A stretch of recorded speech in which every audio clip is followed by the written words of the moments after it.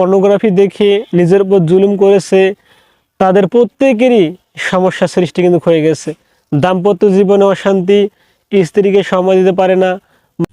লাইফে যদি আপনি সফল হতে চান তাহলে আপনাকে দুইটা বিষয় অবশ্যই মাথার ভিতর রাখা লাগবে।